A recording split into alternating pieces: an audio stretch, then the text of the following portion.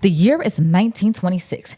Hollywood has gone crazy. They had some producers producing, to put it gently, all out scenes, maybe a whole bunch of people doing a do. See, y'all get it. Starts with an O usually.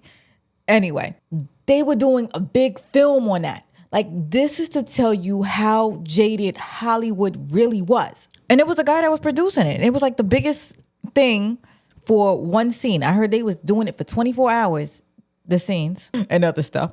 They said they had ladies of the hours up in there. They had bite marks going on, whip chains going on, and it was like a closed production. Anyway, some things were leaking out into the press. Now you got Hayes. He was in charge of making sure Hollywood looked straight and legit. And let me tell you his plan. He was going to go to the church. Yes, he was. By that, I mean, this is where they made the original movie, Kings of Kings, that came out in 1927.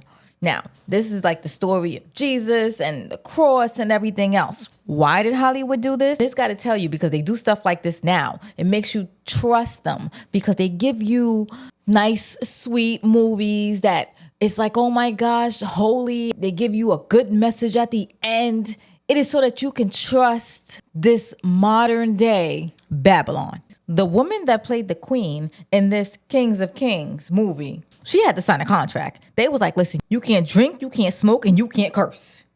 Now, the Virgin Mary, she was in the middle of getting a divorce. They was like, you got to get that paperwork up. You are not allowed to get a divorce unless you don't want to play this character. So their lives were being controlled.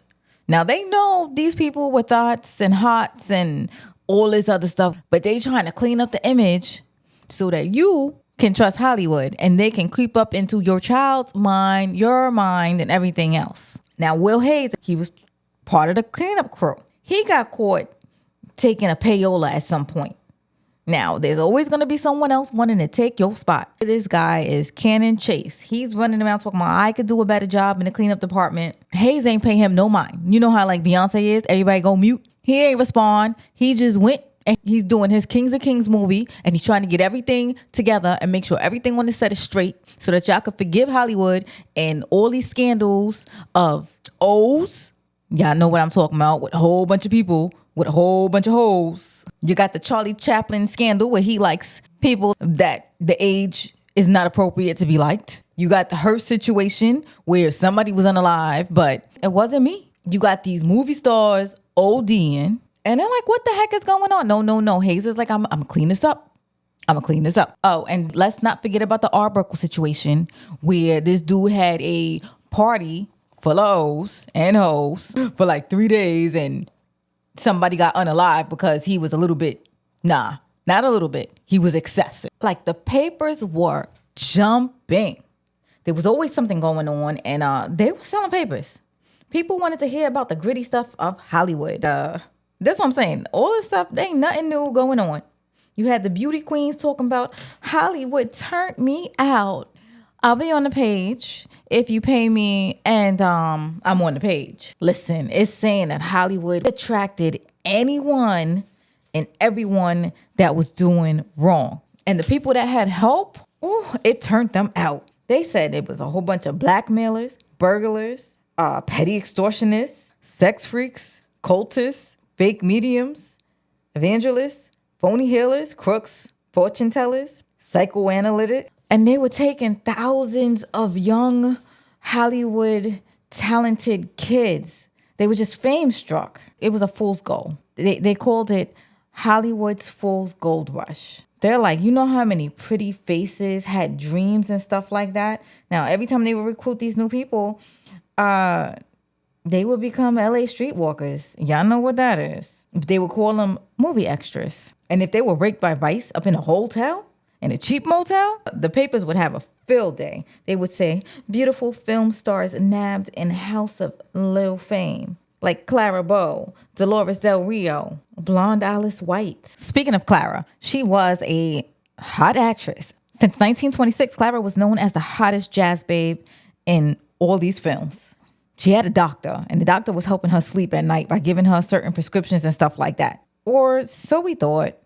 It's not until The doctor's wife hired a private investigator, and comes to find out the doctor was putting her to sleep in a good way, but in a bad way. He was cheating. So the wife sues Clara Bow for alienation of affection, and she won $30,000 from Clara. You also got to watch who you're hiring, because that wasn't even the hottest tea. 1930, Miss Clara Bow's secretary, off the hook. She sat there and sold all her romances for 4 years to the highest tabloid bidder. I mean, Miss DeVoe, her secretary, she kept tabs on every guy that visited her den. I mean, they said that her list went on for days. They got Doc Pearson, Eddie Cantor, Rex Bell, and newcomer Gary Cooper. Oh my gosh. They said she took on a university football team. Yes, and it says gang in here. Gang B. Y'all know what that meant. Oh, this book is going to get me in trouble. Your girl could not get enough. See, and they said one of her favorites was Marion Morrison, but later known, he's known as John Wayne. But that's not all. This girl was showering them with gifts. She was giving them gold cigarette cases, cufflinks. She furnished their frat houses. She was giving them bootleg booze. And she was up all night playing poker, and she was having her chauffeur there, her cooks and her maids. I mean, damn. She was giving the service and providing the services. So Clara took Daisy to court for spilling all her business, because you had me on the front page news. However, DeVoe went to jail because she also was stealing from Clara Bow. And they was able to trace that she was using her bank account and making fraudulent charges. Damn.